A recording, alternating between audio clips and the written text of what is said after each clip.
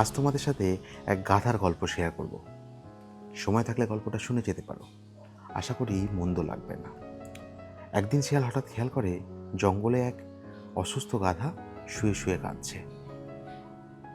শিয়াল গাধাকে দেখে ভাবলো, আরে একে তো আগে কখনো দেখিনি, এ কোথার থেকেই বা এলো, বা কাঁদছেই বা কেন। শিয়াল গাধার কাছে যায়, কে জিজ্ঞাসা করে, আচ্ছা তুমি কোথা থেকে এসছো, তোমাকে আগে তো কোনো দিন দেখিনি। তখন গাধা কাঁদতে কাঁদতে বলে, আসলে আমার এক দুষ্টু মালিক ছিল, যার জন্য আমি ছোটোবেলা থেকে প্রচুর কিছু করেছি। আজ আমার বয়স হয়ে গেছে, আমি তেমন আর একটা কাজ করতে পারি না, তাই মালিক এখন আমাকে মারধর করে, আর সে এখন চাইছে আমাকে কসাইয়ের হাতে বিক্রি করে দিতে। এ কথা শুনে শিয়াল ভীষণ কষ্ট পায়। শিয়াল গাধাকে সাথে নিয়ে জঙ্গলের বিভিন্ন জায়গায় ঘুরে বেড়ায়, তার সাথে অনেক গল্প করে বন্ধুত্ব হয়।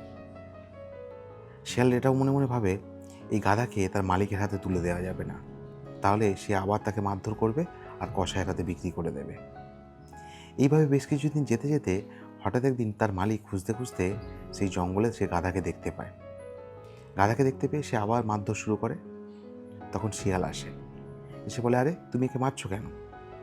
তখন বলে, আরে ও তো আমার কোনো কাজ করতে পারে না, আর আমি এখন ওকে বিক্রি করে দেবো, কিন্তু ও পালিয়ে এসছে, তাই ওকে মারধর করছি। শিয়াল বলে, আরে তোমার তো টাকার দরকার, চলো তোমাকে আমি অনেক সোনা দানা দিচ্ছি, তুমি গাধাকে ছেড়ে দাও। তখন তার মালিক বললো, ঠিক আছে, তাহলে তাই দাও।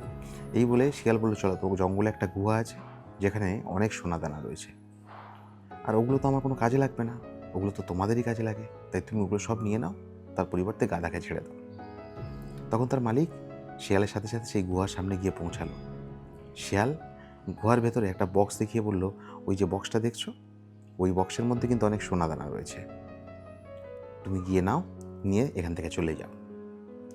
তো তার মালিক গেল, গিয়ে সেই বক্সের মধ্যে একটা লাঠি দিয়ে জোরে আঘাত করলো। যেই না আঘাত করেছে, তার মধ্যে থেকে অজস্র ভীমরুল বেরিয়ে এসে তাকে কামড়াতে শুরু করেছে।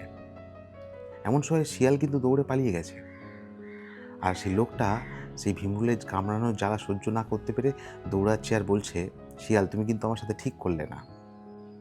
শিয়াল তখন বলছে, আরে ঠিক বেঠিকের কথা তুমি আমাকে শেখাতে যেও না, তুমি যেটা গাধার সাথে করেছো সেটাও তুমি একেবারেই ঠিক করোনি। তখন লোকটা বলছে, আমি যদি বেঁচে ফিরতে পারি তোমাকে দেখে নেব। বলে, তুমি তো আগে বেঁচে ফেরো, তারপরে তো তুমি আমাকে দেখবে। এই বলে শিয়াল পালিয়ে যায়। মোরাল অফ দ্য স্টোরি, বাপেরও বাপ থাকে কিন্তু। আজ আমরা যাকে দুর্বল ভেবে শোষণ করছি, একদিন তোমার চেয়ে কেউ শক্তিশালী তোমার উপরে এসে প্রভাব ফেলাবে, সেদিন তুমি টের পাবে। যাই হোক, গল্পটা এখানে শেষ করলাম, কেমন লাগলো জানাতে ভুলো না। বাই বাই, সবাই ভালো থেকো, সুস্থ থেকো, সবাইকে ভালো রেখো।